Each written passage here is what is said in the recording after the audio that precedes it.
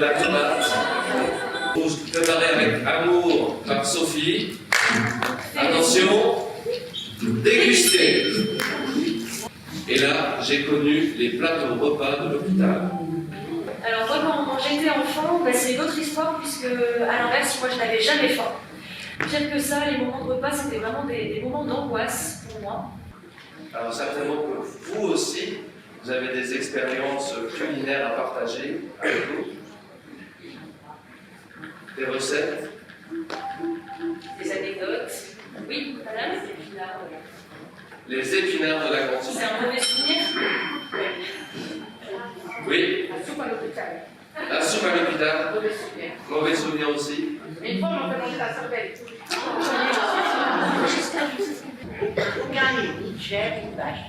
Donc j'ai été élevée au lait concentré sucré. Mais après des expériences personnelles, on va tenter de dresser une sorte de paysage alimentaire de cette salle. Est-ce que tout le monde est prêt à jouer?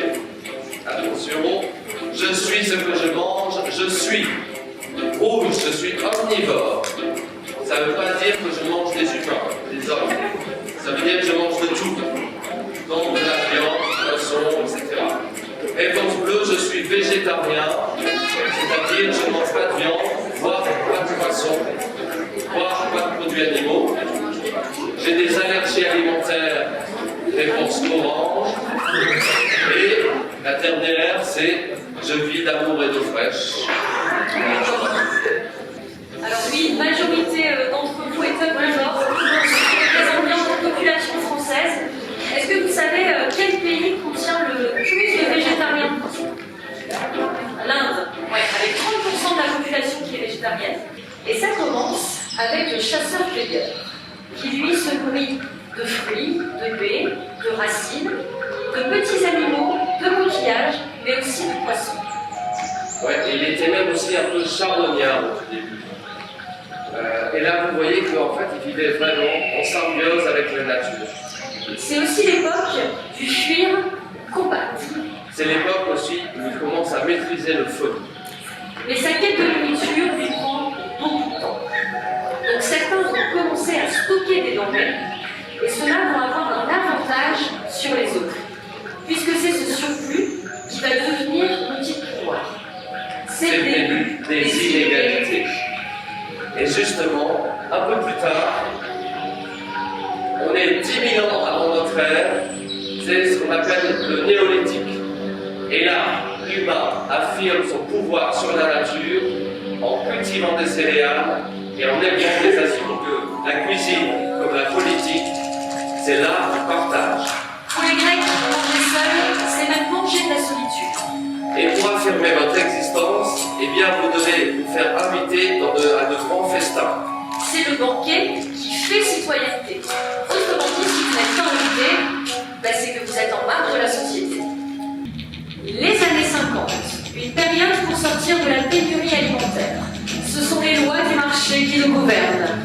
Et oui, l'alimentation, c'est déjà une économie, et là, ça devient une véritable industrie, avec le pétrole comme étendard, le pétrole pour alimenter les tracteurs, pour produire des engrais, pour toujours plus de rendement.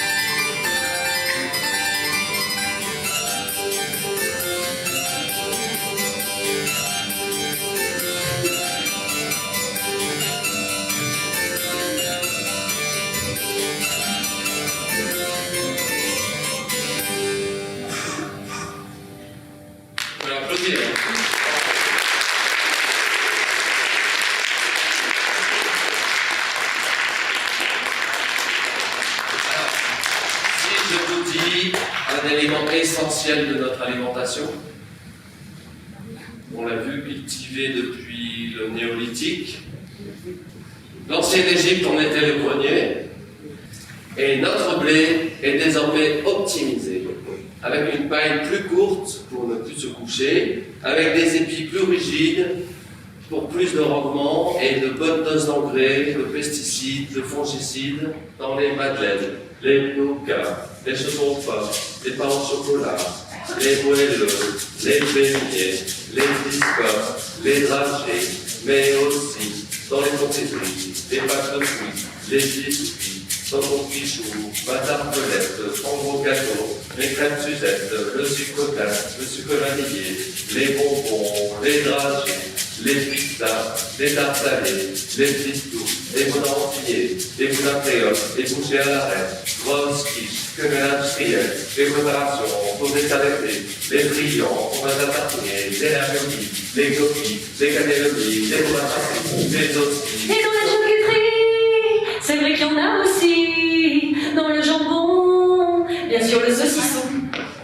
Les sucres de poisson, les poissons panés, les sauces toutes prêtes, les épices poulées, les pâtés en croûte, le surimi, le cervelas, le salami, les pâtes préparées, les sandwichs industriels et les plats surgelés.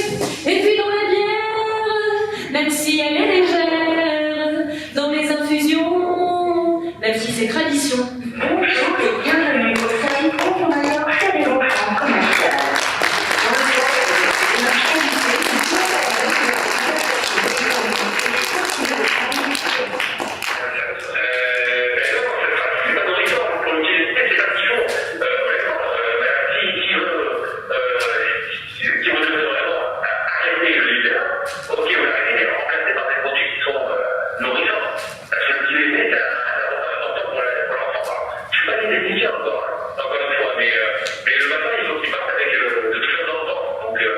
Oui, donc en fait vos produits sont pas nourrissants.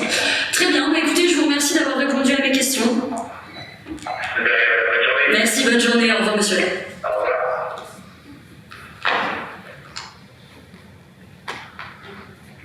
Un an de sucre par personne. Voilà. Donc petit déjeuner, ça veut dire qu'est-ce que je peux manger au petit déjeuner? Alors l'idéal, ce serait un petit déjeuner salé, protéiné, donc l'inverse de notre petit déjeuner français.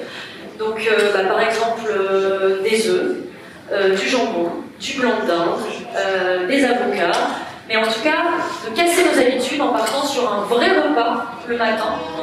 Qui dit bouffer, dit grailler, qui dit planter, récolter, qui dit local, dit global, dit famine et dit fatale, qui dit malbouffe, dit obèse, dit paillé comme un malaise, qui dit ingère, digéré, dit pas mâché, dit pété, qui dit Aldi, dit Lidl, quand le frigo se remplit pas seul, qui dit pizza, dit gluten, le régime, oh c'est la flemme, et la bouche c'est pas de parler, l'idole des jeunes c'est sucré, alors on gobe pour oublier tous ces problèmes, alors on mange,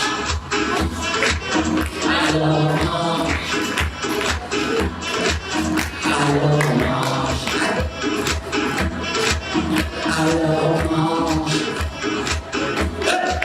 alors on mange.